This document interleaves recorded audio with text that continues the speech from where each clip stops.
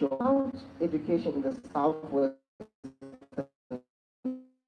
when you do the math, we spend 4,500 naira per annum in this.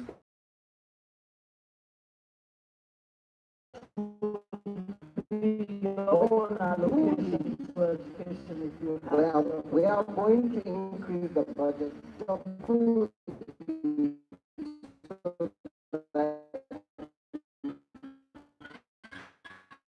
10% of our budget, and then progressively we keep be relevant, impactful, and then competitive. And that's why the next health care, brain drain in the sector, specifically mass exodus of doctors to Europe and America. The Nigerian Medical and Dental Consultants Association is quoted as saying about 600 to 700 doctors are leaving Nigeria every year. How do you plan to stem it? I'll start with the ANN party. Thank you very much for the question. Like education, health is very important. We have allocated, when the FD-led government come in, we are allocating 10% of the budget to health. Why? We're looking at the same kind of program model we are having for education.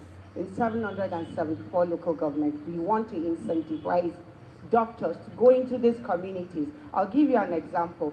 In 2014 or 2015, we went to a community called Tipto, where we met a health official. He didn't know anything, does not know anything about health.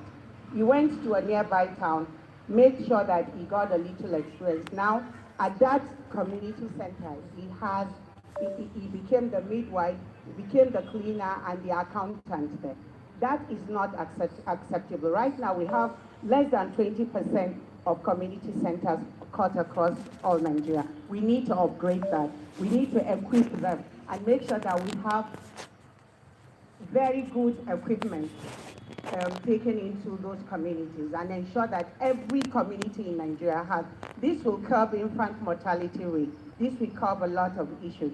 And that's for them to ensure that aside from taking doctors inside and building community health centers, NHIS, we want to ensure that everybody has access to NHIS. So those are the things that we plan to do. There is more, but my time is almost up. Well, you have about 21 seconds to go. Thank you very much for keeping it short and simple. To the candidate of the ADP, we have barely 5 minutes to go. Very quickly, you're going to put your thoughts across. Let me ask you the same question. Huge migration of doctors out of Nigeria and the United States. 70% American doctors are Nigerian. We have the highest infant mortality, maternal mortality in the world. HIV prevalence, mother-to-child transmission is still very high, about the highest in the world. How do you plan to fix education, health? Thank you, Madam Moderator.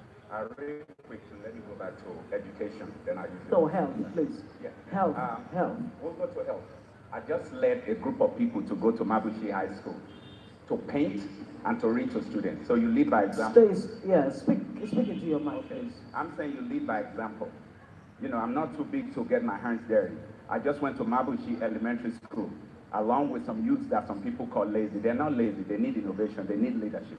They followed me to Mabushi. We painted the school, we gave some provisions to the students, and then we have another one slated where we're going there to read.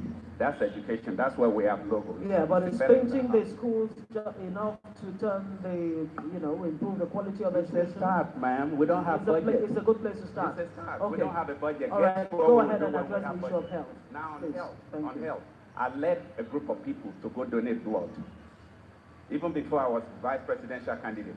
It's called Attitude of Volunteerism at, where's it called? National Hospital here in Abuja. They said it's not possible. I was on it for 2 months, and I led people to go ahead and do it. Health, you don't wait till you are sick to go seek a doctor. It's called preventive maintenance. That's why people just drop dead. They say, oh, he's been walking around, they don't know what happened to him. You know, I'm not saying there are no accidents, but you need to know and prevent it before it starts. Now, what you just alluded to, I was in a fundraiser in Atlanta, Georgia. 250 graduating students out of University of Ibadan, including their pharmacists. Only about 5% is left in Nigeria. Okay. So what do we do with these things? You first of all give them a conducive environment where they can breathe, where they can make research. Okay, I'm afraid we'll have to put you on hold. Let me quickly take it to African Action Congress candidate, vice presidential candidate. How do you plan to fix health? Can you do that in about 2 minutes? Okay, my time. Go ahead, please. Fantastic. You realize that you mentioned doctors living at work. What of the nurses? What of the lab people? Physiotherapists? It's a whole, actually, multi-professional discipline, and they are living. One, you look at it, the burden is high. Doctors, pharmacists, nurses are living, but we end up with a very weak health system. So, our party has this as intervention. First, we will improve giving more funds into the sector. We are going to actually reverse the inverse care law so that we have a perfect square. Most of the resources are at the tertiary center, while most of the diseases are the rural areas. Last year, there was a standard declaration which says primary health care is still relevant. And that's why we are keen to employ 160,000 primary health care workers to work across all the 774 local governments in this country. And of course, we are going to be trained and actually improve the training of our health workforce. And we create also an enabling environment so that doctors don't have the urge to leave for greener pastures abroad, meaning give them autonomy, give them more remuneration, try and improve the working environment, bring more gadgets so as to improve our diagnostic accuracy. At the moment, Nigeria's diagnostic accuracy is a figure of only 30%, which is quite low. And you realize that we have to leverage on technology. We are the party of what we call the Thank you very much. I have to, ladies and gentlemen, you have been very, very civil in putting out your plans for Nigeria if you become, of course, you know, if you do get to lead this candidate of the AAC African Action Congress, Rabiu Ahmed Rufai, the vice presidential candidate of the ADP, Action Democratic Party, and that's Kule Olatoro Lagbegi, and the vice presidential candidate of the ANN, Alliance for New Nigeria, Hajia Khadija Abdullahi. Yeah, thank you very much for conducting yourselves in the most civil of ways. And I must very quickly add that ASU, yes, that's good news, ASU, we hear, has actually called off its strike temporarily. Yeah. Yes. But you know, you took 30 seconds of my time. Yes, unfortunately, like they say, life ain't fair. Would like you to shake hands in spite of the fact that you did not fight, you did not quarrel. We can't fight. We are very Thank you very much. And a very big thank you to our live audience here in the hall. Now you can put your hands together for yourselves. Thank you very much. We do appreciate it. On behalf of my co-anchor, Aliyu Tanko. of the BBC, thank you very much. My name is Ngozi Alebu at TVC News.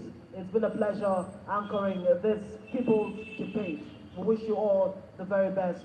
And like we always say, God bless Nigeria. Thank you. Thank you very Make sure much. you vote Good for night. ANN. Thank you.